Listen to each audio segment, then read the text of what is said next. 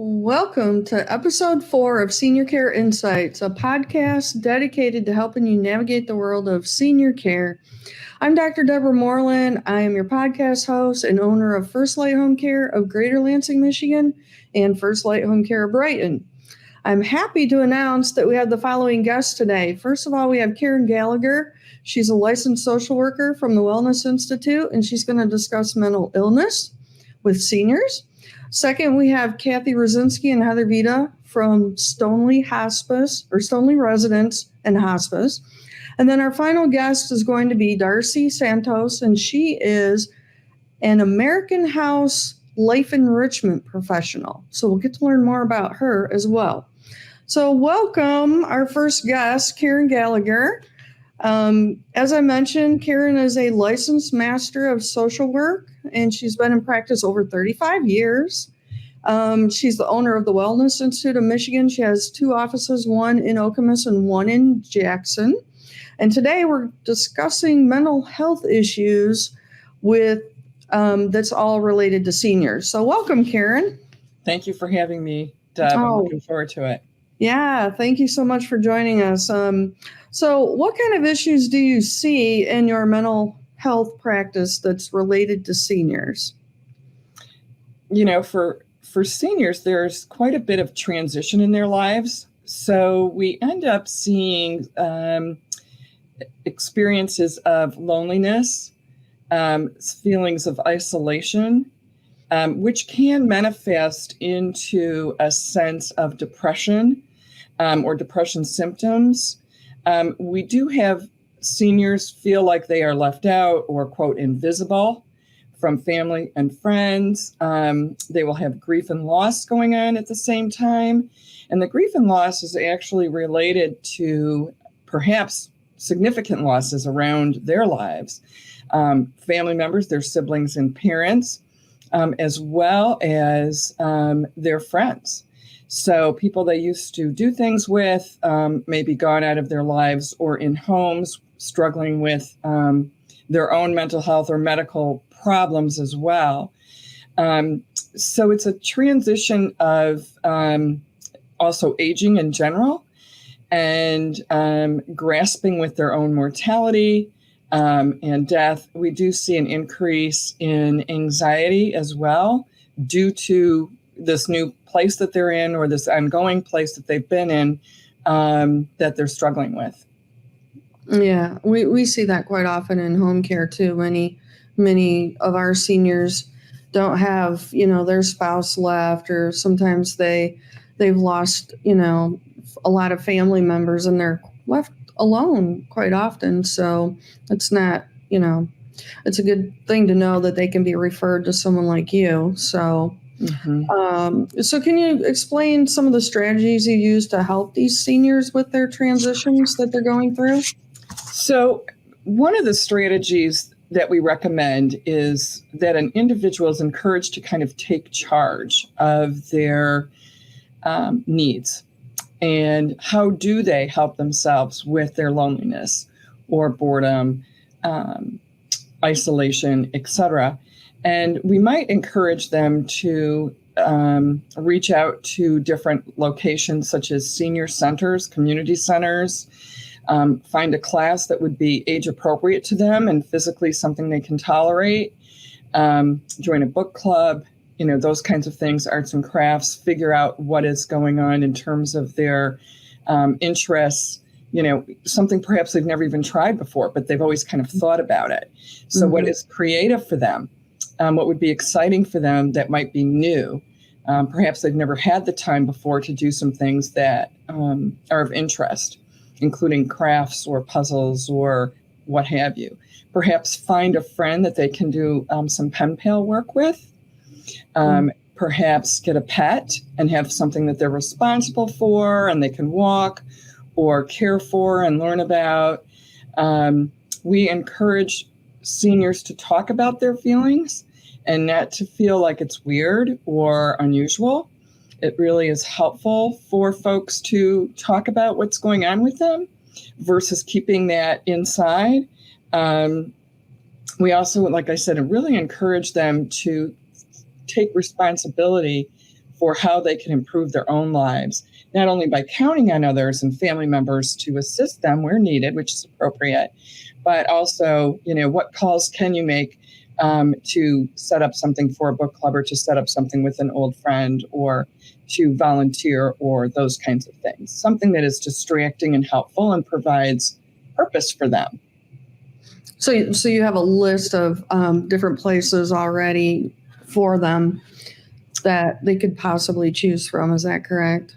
Oh, absolutely. And reaching out for help where needed. For example, as you know, because you work in this field, Wheels on Meals, Meals on Wheels, things of that nature. So they can live more independently and don't have to worry as much. I really like the idea of, individuals feeling useful. So perhaps they have a role in the church. Perhaps they have, they're a greeter at a store like Meijer's or Walmart. So something that gets them out, chatting with people, and so on, where possible, physically as well. And then we also talk about, of course, the need for counseling if it becomes overwhelming, or they're not able to actually function, very well, and it becomes too much for them. Okay. So what do caregivers experience when their elder family members are in need or need extra help? So caregivers are often playing kind of a dual role. We used to call it, and it is sometimes still called, the sandwich generation, because a caregiver might be a family member who perhaps has their own family at home, a lot of responsibilities, a job, a house, etc. And then they have an elder person or family member that they need to provide some assistance to. And it puts them in a kind of a bind, because they're already perhaps very busy and pulled in many directions. And then they have to find the time to do that. And then what happens is, the individual who's elderly or in need or senior feels badly and feels like they're a burden, and feels worse about it, and does not want to put their family out. So those are some of the issues. How much independence do we give my grandmother, or how much dependence should we have? Should we fix her meals? Should we let her fix her own meals? Should we take the car away? Is she able to drive? So there's a lot of questions about what's appropriate for care that might fall on the caregivers. But again, I know you know this, and so what we encourage is that those caregivers seek out professional support as well, to look at resources, and when you might need to talk to the department, the Secretary of State, for example, about motor vehicle safety or independent living. And what are the signs that would indicate that a person needs to be moved from independent living to kind of an assisted living or whatever situation. So that caregiver really has a lot to think about. And I really encourage caregivers to reach out for support so they can process that and think about what their resources are. Right. Yeah, we actually can provide those kind of services as well. And we really only we tell people we just need 1 4-hour shift a week, and it's amazing what 4 hours can do for a person, because they can get out, they can go do their grocery shopping, or where other times they don't have that time. If they're caring for a spouse, they have to order groceries and they don't get out of their home at all. They're just trying to get everything brought in, and they get no free time, and that's got to be very stressful not to see anybody on the outside world. Just because, because they're boxed in themselves or whatever. So right, and they're not getting any exercise because they're just sitting there. All kinds of things can happen. So yeah, really good point. So I think it's good to partner with an organization like yours, and we always recommend that, because your organization, deals with these kinds of matters every single day, and has the resources and support as well, and has the insight into what we need to do. Right. So what can elder patients and their families and or caregivers expect if they come to counseling, and how is counseling helpful for them?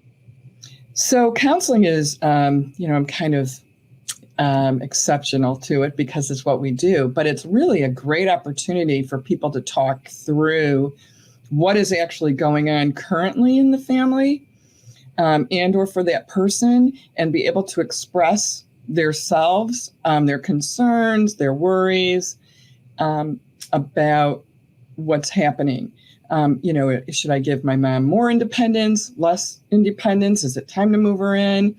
I don't like it when this happens in the house. And she may say, I don't like it when this happens in the house. How do we address those things? And giving folks a safe place to discuss that and evaluate that. And we set up guidelines in our sessions about communication and how to communicate, how to argue or disagree in a safe manner. Right. How to share feelings without it escalating, how to live together, how to, ask for space, etc. Okay. And that often is very helpful, I'm sure, because sometimes people don't realize the, implications of, having those conversations, and people are sometimes afraid to say anything at all if something's bothering them. And it's always good to do that.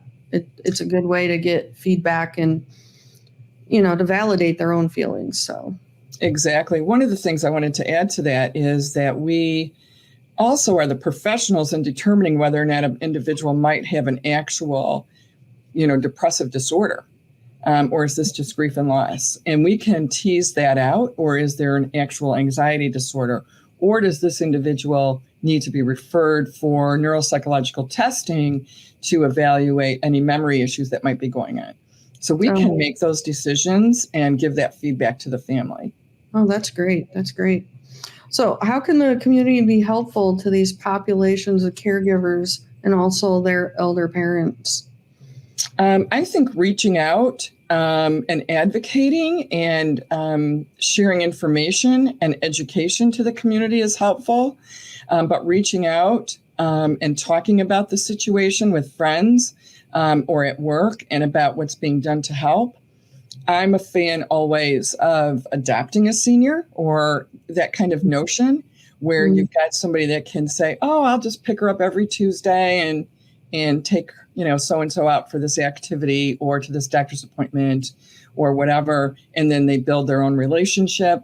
So I think community members can adopt a senior if it's appropriate and so on and so forth. And it's, the situation is vetted correctly.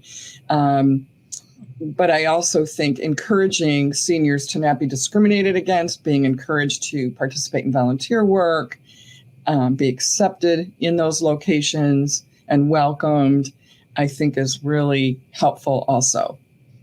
Oh, yeah. I think seniors need to feel like they have a purpose yet.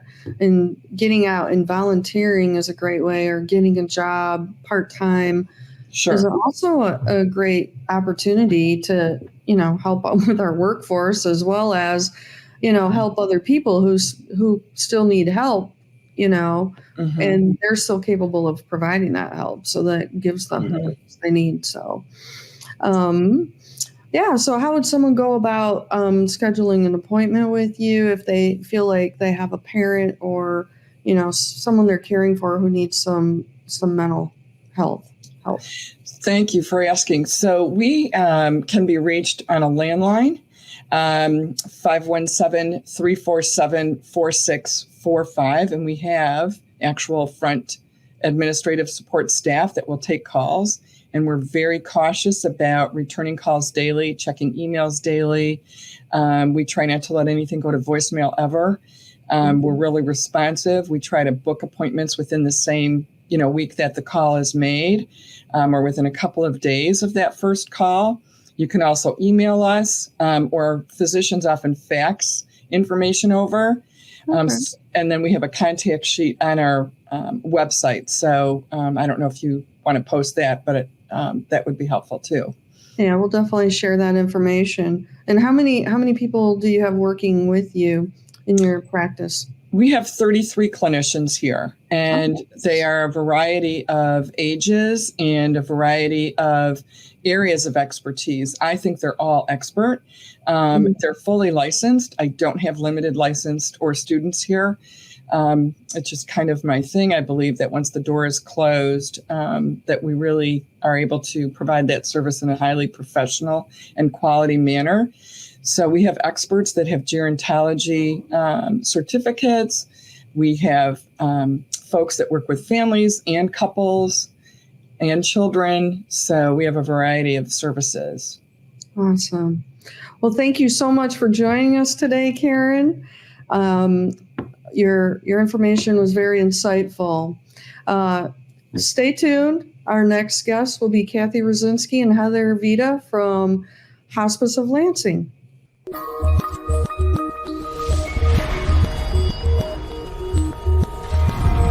Time is valuable, especially when it comes to caring for a loved one. Instead of spending your day juggling caregiving tasks, you could actually spend quality time with your family, enjoying the memories, playing games, catching up on work, or simply relaxing and getting recharged. A client review stated, "We used First Light Services to care for my mom for almost 3 years in her home. We were very lucky to find such loving and compassionate caregivers. They were knowledgeable about mom's issues and truly cared about her well-being, as well as helping the family learn how to adapt to her changes. Our caregivers are professionally trained, background checked, must pass a drug test, and are compassionate. We offer flexible plans tailored to meet your family's needs, ensuring that you get time back in your day without compromising the quality of care. Don't let another day slip away being a caregiver. Make the call today and let First Light Home Care of Greater Lansing illuminate the pathway to exceptional home care and give you back the gift of time." This is your chance to get in on the ground floor of a new lifestyle and start your next chapter as a VIP. As a founding member, you'll choose the best apartment and the best view and get great discounts. You'll attend special parties where you'll build rich friendships. So our house will feel just like home, even before you move in.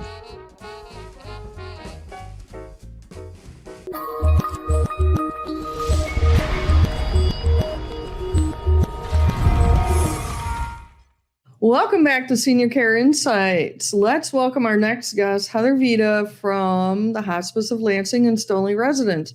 Heather is currently the interim director for the Hospice of Lansing, and we'll be discussing what hospice homes are and the different types of hospice homes. So welcome, Heather. Nice to see you on here. So thank you. What exactly is a hospice home, and are there different types of hospice homes? Sure. Well, thanks for having me on today, Deborah. I appreciate it. I wanted to share with you that, yes, there are some differences in hospice homes, but a lot of times people will confuse a hospice home with hospice services. And sometimes they think that that's all that exists with hospice. But a hospice home is part of the hospice discipline and what we have to offer for people. It is set up so that we have Stoneleigh residents, and it exists for people to be able to come to when they cannot stay at home anymore and they don't want to stay at the hospital. So it's a great alternative for families. And the biggest thing with our hospice home is the 24/7 care that you get. We have a nurse, we have an aide, we have our medical director. They are there all the time. And visiting the patients and taking care of them. The nurse and the aide stay overnight. So anytime a patient is in distress or needs comfort, medications, needs food, everything is taken care of right then and there. And I think the biggest thing with hospice houses is it gives the opportunity for the family just to be family. That's one of the big things that we pride ourselves with Stoneleigh, is that it's an opportunity for you just to be your daughter again, or just to be the husband or to be the wife, and let us do the medical side of things. And that's the big difference with what we provide. Our setting is actually over in South Lansing, and it is on 20 acres. And it's one of the best hidden secrets in Lansing, if you will. Most people don't know that it exists until they need to know that it exists. Right. And it's set up so that you have all the comforts of home. So we're very proud of our building and our staff and our team that are able to take care of our community that way. Okay, great. Yes, I've actually toured it before a couple of times, and I think it's a great place. Now, you mentioned that aides are there overnight. Does each person get one aide, or are they, going from room to room, or how does that work? So we do have 2 aides and 2 nurses there all throughout the day. Overnight, we usually just have the 1 nurse and the 1 aide because most of our patients are sleeping, but we always have the care there. And during the day, it's a little bit more active. People are a little more awake and doing things, but they do set it up. We do set it up so that there's only 8 rooms. So your ratio is very small. So even though they do go from room to room, you're only looking at the max amount of 8 patients at a time. Okay. Yeah. Very, very easy to be able to do that and to have that one-on-one attention that your loved one deserves. All right. So can you tell us more about Stoneleigh residents and what support it provides the community? Sure. So actually Stoneleigh's been around since 2000. And we started it over in South Lansing area. And it was done because of the need of the community of people not being able to stay at home, not being able to care for their loved ones at home. The 24/7 care that they needed is exhausting for a caregiver. And if you're a family member and you're trying to take care of mom or dad and they're at that time of life, at that stage of life, of end of life, I mean, you are up with them all the time. And that is taxing on a family. That's taxing on the caregiver. And it became more and more apparent that people needed that help. And they couldn't stay at the hospital because, hospitals are set up differently as far as, they want you to come in, they take care of you, and then you go back home. Sometimes home isn't an option. So that's where Stoneleigh came from and the background of why it exists and why we created it. The need was there. The community spoke. We created it. There's 8 rooms there right now, a big family living room. And we celebrated a lot of moments for people, a lot of birthdays, Thanksgiving, Christmas, other holidays, whatever it is that they're celebrating, and really trying to honor the family so it becomes their home away from home. Right. Yeah. I heard there are going to be more beds. Is that correct? Like 4 more, I think? We are actually in the process of a capital campaign right now. Because as our population ages and as the need has arisen, we have a wait list at Stoneleigh.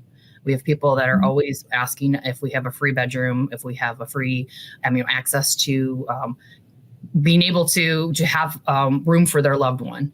And over the last couple of years, we've noted it, we've looked at it and made the decision that doing an expansion made sense. So we are adding 4 more rooms. And I know 4 may not sound like a huge change, but if you talk to those 4 families, that we're going to be able to help and do something that can be, completely life-changing for that family. So a little bit will help, a little bit will go a long way. The other idea is we're actually going to put our entire team under one roof. So we're going to actually add some administrative offices on the area too. So everybody will be able to be there. We'll have cross training. So we'll have more staff that can attend to any additional patients at Stoneleigh. And really just have one comprehensive big building where the whole team is together, but we're helping more people in the community at the same time. So, that's really nice. Yeah. Mm-hmm. It's been a long-standing goal of Hospice of Lansing for a while is to be able to be there to do that. So, So what's the process like for a person who wants to move into Stoneleigh? Well, we are a specific hospice house. So that's a little bit different than an assisted living situation or a rehabilitation place. So it is very specific to hospice. So you do have to have end of life care happening. You do have to have a disease that is terminal. But once the decision is made to go with hospice, once the decision is made that you need a hospice house, you need something like Stoneleigh to be taken care of. We sit down with the family. We talk about what the needs are for the patient. We have them set up to be brought to Stoneleigh, and the private rooms are set up how the family wants it to be set up. We've actually had people come in and bring mom's entire bedroom, her dresser, her TV, her pictures, all of this stuff, and replace it so it becomes mom's home for a while. Right. And those comforts of home make a big difference a lot of time for people's anxiety or frustration, or they don't know what's going on. If you have a patient with dementia, and I know you've probably had a lot of people on your show talk about that, the importance of familiarity for them. So some of those comforts of home are really important. In addition, we actually do allow pets. That's really nice. As long as the family member is there to come in and take care of them or drop, to have them come for the day, they're allowed to stay there. Obviously, fish can sit in their bowl. We've had some birds. And amazingly enough, we actually have had a couple people bring in their cat,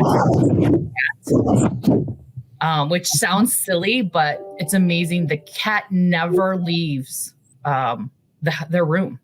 We put like a baby gate up, and we've only had a couple, but they never leave their person. It is amazing. It's like their own version of pet therapy. Oh, right. So that definitely makes us different than some of the hospital settings. You can't really do that, right? Right. But it is amazing just that, they're a family member. They're your four-legged family member. So that can be very significant to the comfort of a patient and of a family. Yeah. So really just looking at what makes them happy. This is end of life. This is a different chapter. Unfortunately, we all are going to experience it. And so what we want to do is make sure people can experience it on their terms, on what they want, and honor their wishes as much as possible. That's really nice. I mean, I know a lot of people who've had pets and then they go to assisted living and they cannot take their pet. Right. It's just sad because that's the love of their life. Sometimes, Yeah. they want to see their dog or their cat, and that's what they try to get better for, is to go home to them too as well. So why do people choose a hospice home at end of life? A lot of it comes down to making sure that the family is also taken care of. And as I mentioned before, caregiving is exhausting. And when you have a loved one that is dying and has needs that are around the clock 24/7, you can only maintain that for so long and still try to live your life. It's not a situation that works out for a lot of people. So Stoneleigh exists to be able to provide that as an alternative for a hospital setting, or for an assisted living. It just depends on really the need of the patient. We do hospice outside of Stoneleigh. We do home care. And we have a lot of our partners that in the assisted living world that, our goal is never to move anyone that does not need to be moved. Like, we want them to stay where they're most comfortable at. Right. But sometimes it's a situation where you have to have that 24/7 care, and that's where Stoneleigh comes in. Right. So you have that opportunity, right? Right. So Stoneleigh's a nonprofit hospice home. So what does that mean? How does that make you different from the other hospice homes that are out in our area? So it's amazing because there, at one point in time, back in the 2000s, when Stoneleigh was first created, there actually was a lot of hospice homes that were in existence, that were functioning. And slowly but surely, they have all closed or shrunk down in size or changed because your setup and overhead that costs for a big building can get to be a lot. So one of the things that we looked at as a nonprofit, because Hospice of Lansing itself is a nonprofit, Stoneleigh being one of our entities, is making sure patient care is first. And the board decided a long time ago that even though we're not in it for the money, and Stoneleigh does have its own set of costs for overhead because it is a building, it was part of our mission to be able to serve the community that way. And being nonprofit allows us to really dictate the kind of care that we're able to provide. We don't have to worry about any shareholders. We don't have to worry about, time frames with things. We are focused on patient care, and specifically patient care. And so if that means they need around the clock care, they go to Stoneleigh. In the home setting, it's a little bit different, but we can provide multiple visits. This is a little bit different. So some of the profit center hospices are different, and how they run, different management, and what their goals are. With us in our area, there's two other nonprofits, but there's only one other nonprofit that has a licensed insurance, full-time, 24/7 medical staff in place, which is us for Stoneleigh residents. We have some amazing volunteer organizations that do have some beds that they do help with people. But it's a different kind of setting because they're strictly volunteer run and they're not licensed as a hospice house. So what we're able to do is just a little bit different. Okay. Does that make sense? Yeah. Okay. So when somebody's on hospice, they don't have to pay for the hospice care. Is that correct? So they don't have to pay for the medical care. There is a room and board charge with Stoneleigh. Oh, There is a room and board charge. But we do work with insurances. We do work with Medicaid and Medicare. There are some insurances that's still out there that do provide that payment. And then we also do work with, at times, if a family can't afford it but has nowhere else to go, working with our Helping Hands Fund, which is assisted them in the cost of what it is for staying overnight, and what the real cost is for staying at Stoneleigh. Okay. So do you do fundraisers in the community to help raise funds? And do you have anything coming up? So we do. We do a couple different ones a year. We have our big golf outing, which we're very excited about. And that actually goes back to our therapies, to our massage and music therapies that we can able to provide in the home, but also at Stoneleigh. We have our massage therapists come in, our music therapists. So that's a great fundraiser for us. The big one is what I mentioned before with our capital campaign, with our Building on Our Promise. And that's right on our website too, about expanding Stoneleigh, and expanding those 4 rooms and really refurbishing some of the other existing areas and making sure that everything is set up for the next family to take care of, because it's significant and it makes a big difference. So that is, I would love to talk to anyone who's interested in learning more and seeing what we're doing, because the effects that we feel that can share and the numbers we see on our waiting list is pretty incredible of what we can help with the community. So. Oh, that's great. That's great. Well, thank you so much for joining us on our show today. I think this information is very valuable to the community. Many people have not heard of Stoneleigh residents. Obviously, I think most people have heard of Hospice of Lansing, but they probably don't realize all of the other things that you guys do. So I appreciate your time. Thank you so much for joining us. Yes, thank you for having me. I appreciate it. It's great to see you. Yeah, nice seeing you. Yes, and the work you do in the community is very, very significant as well. So thank you for that, Deb. Oh, you're welcome.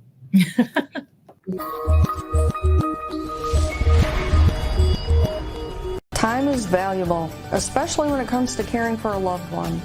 Instead of spending your day juggling caregiving tasks, you could actually spend quality time with your family, enjoying the memories, playing games, catching up on work, or simply relaxing and getting recharged.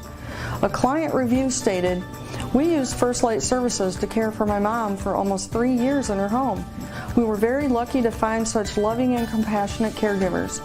They were knowledgeable about mom's issues and truly cared about her well-being, as well as helping the family learn how to adapt to her changes. Our caregivers are professionally trained, background checked, must pass a drug test, and are compassionate.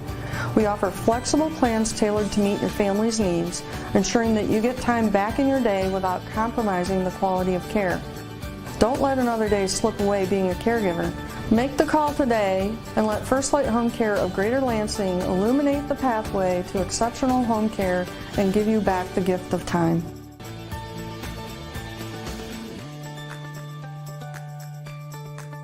The friendship, the closeness that 2 people can have.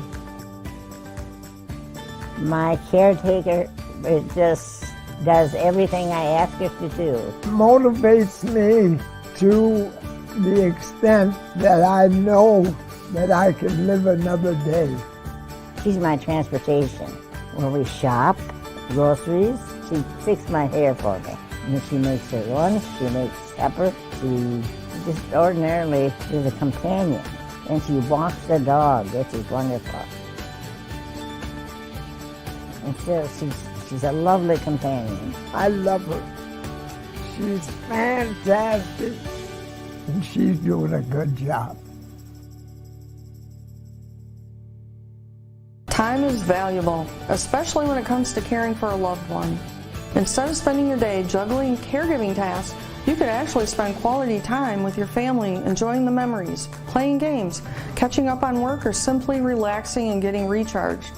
A client review stated, "We used First Light Services to care for my mom for almost 3 years in her home. We were very lucky to find such loving and compassionate caregivers.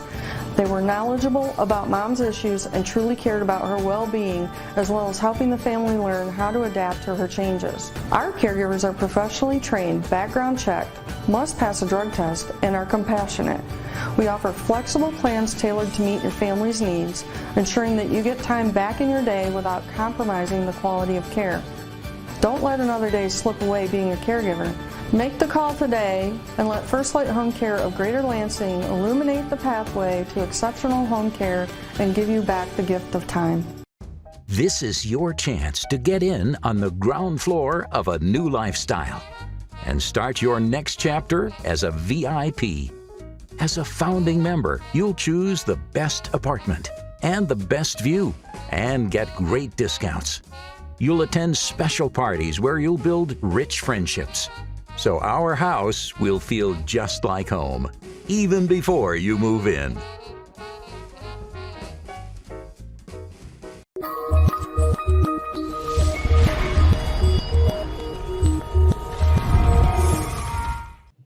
Welcome back to Senior Care Insights. Our next guest is Darcy Santos from the American House, and she's a life enrichment professional for American House. So welcome, Darcy. Thank you so much for having me. It's great to be here. Great. I'm so happy that you are joining us. Let me ask exactly, what is a life enrichment professional do? So Life Enrichment, to me, I'm biased, but I think it's the best position at a senior living community. It's your activity director. We call it Life Enrichment because to us it is much more than running activities and programs every day. It's a full lifestyle. But we are the ones to keep everyone social, active, happy, engaged, connected. So that is the basic overview of a Life Enrichment director. Okay. And do you cover a certain area, or are you national with American House? I'm the corporate director. I oversee all the communities. We've got great teams across the company, a fantastic regional director as well, and memory care directors as well. But yes, I'm lucky to oversee all of our communities. Oh, that's great. So do all the communities have similar activities, or is it based on region, or? So both. We do have some standardized signature programming that you will see at all American House communities. Some are based on levels of care. We have independent living, assisted living, and memory care. So we do have specific programming. We do have a lot of person-centered and individualized programming as well. And of course, based on the residents' interests, the region, all of that, there are some specific programming at each community as well. But so to answer your question, a little bit of both, but we do have some standardized signature programs that you will find at all American House communities. Oh, great. So what is American House's mission statement? Our mission statement is living well is being well, and we are promoting a happier, healthier you. So we really focus on a person-centered wellness model of the mind, body, spirit, because we do believe what you are doing, what you're eating, what your lifestyle is every day. If you are living well, you will then in return be well. So we just keep that in mind with everything we do at American House. Oh, yeah, definitely. It takes all of that to be well, not just activity, but what you eat is who you are, really. Certainly. So definitely. So what are some of the signature programs unique to American House? We have some fantastic programming we do. One of the big ones is called Explore More. So we explore something different every year. We have done a passport program where we travel to different regions of the world. We have done a time traveler program where we travel through different decades and explore all sorts of different things throughout time. We have done a Come Fly With Me program one year while we traveled to different regions of the world. Currently, our Explore More program is called America the Beautiful. So in 2023, we had been traveling to regions of the US, and through that, there are several signature programs each month that all of the American House communities offer. So there is a signature happy hour. Every American House community does the same happy hour, but of course, everyone puts their own local flair and their own feel on it. So this could be anything from a Desert Sunset Fiesta happy hour, Viva Las Vegas. It depends on what region we're in, but we've had some fantastic themed happy hours through the year.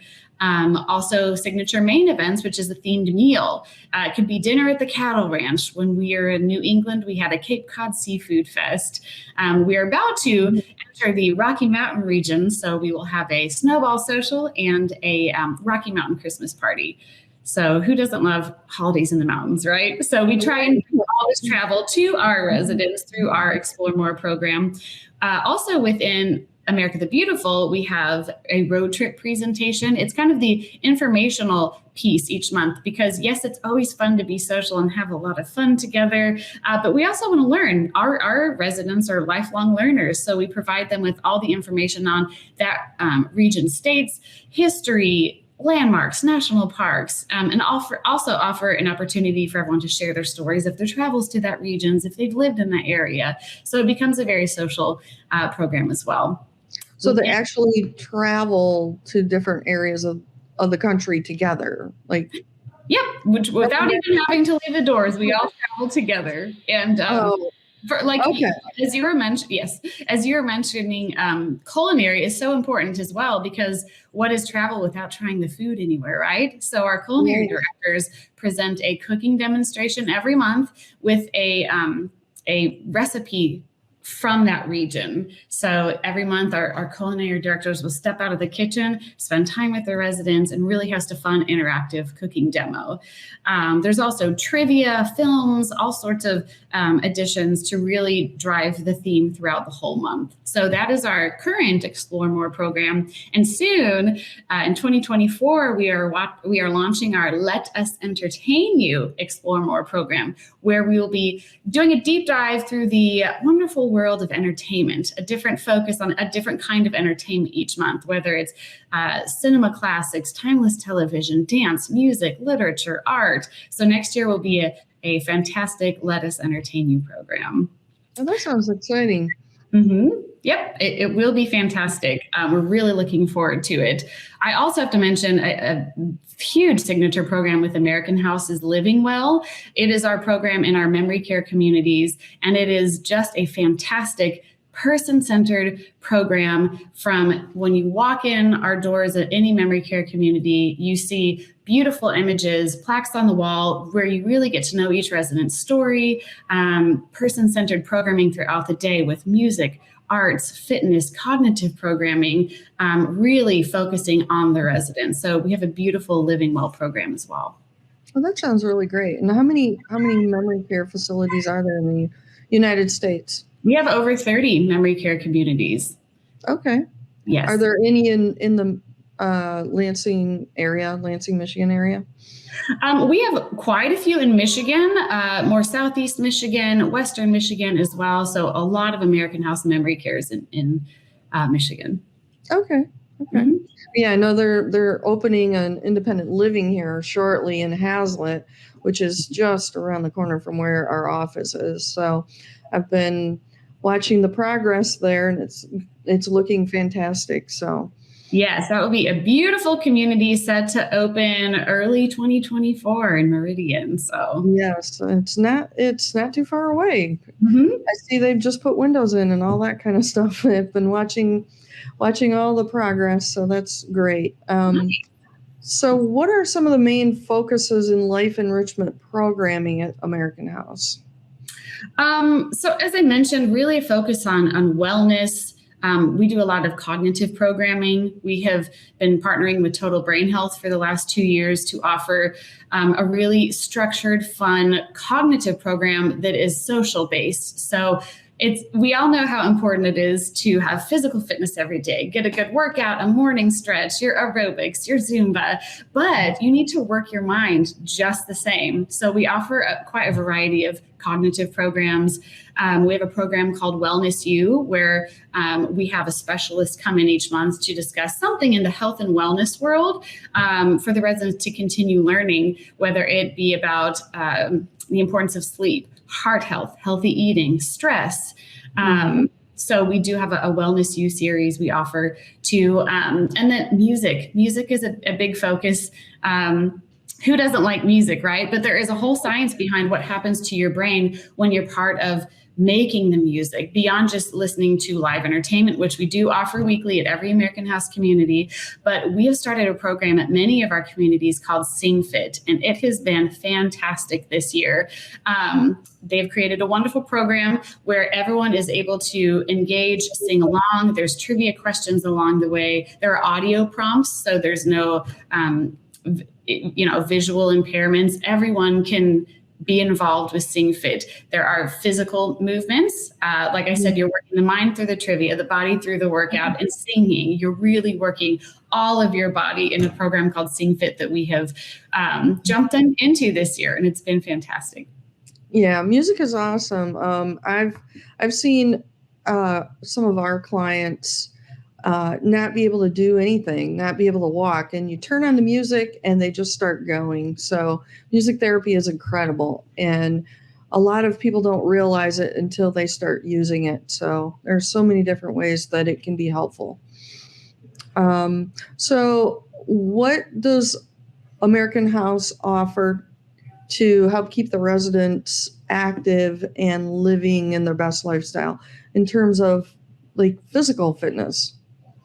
Physical fitness, all of our communities offer different kinds of physical fitness throughout the week. And again, we really try and keep this resident focused, person centered. So it really speaks to the personality of that specific group or community. Anything from Zumba. We have fantastic in-house Zumba instructors. Of course, your morning aerobics. Many of our communities have pools, and we do water fitness as well. Dance. We have many dance instructors to come teach ballroom dance classes each month, a seated tap dance class. Even those who say, I can't dance, I've never done this, try a seated tap dance class, and I guarantee everyone will be smiling and they'll surprise themselves with what they're able to do. So fitness is a big push at our communities, definitely. Okay. Now, do they schedule any outings or things like that together as a group to go places? Yes. Even if it's independent living, or how does that work? Yes, every level of care with American House, there are several social group outings each month. And some are large or small. You might be going to a local park for a picnic, out for a happy hour, a brunch. We have had a community multiple years now go on a cruise out of Florida every year. That is an independent living community. But yes, that is a regular part of the lifestyle at American House, is experiencing everything social together with your friends from your community, getting out and about on a regular basis, definitely. Okay, great. Is there anything else about American House you'd like to share, and why someone would want to choose American House over any other independent or assisted living program? I mean, everything I have mentioned already, I find that pretty exciting. But also, we really try and make sure that every resident has the lifestyle that they want based on their personality and a sense of purpose. Human beings need purpose. We all do. And we do our very best to ensure those opportunities are made for all of our residents. We do several times a year, every community does a community outreach program. And that can be, recently we had a community make dog treats. It was a kind of a cooking class setting. They made some dog treats. They all got on the bus as one of their outings, went to a local dog shelter, and they were able to hand this out at the animal shelter. We have communities that raise funds for local organizations. A community in Florida, every year they partner with a nearby elementary school, and they paint book bags. They get all sorts of gifts. The residents spend weeks and weeks wrapping these gifts, and they go deliver them to these children at Christmas time. So community outreach is huge with American House, as are intergenerational programs.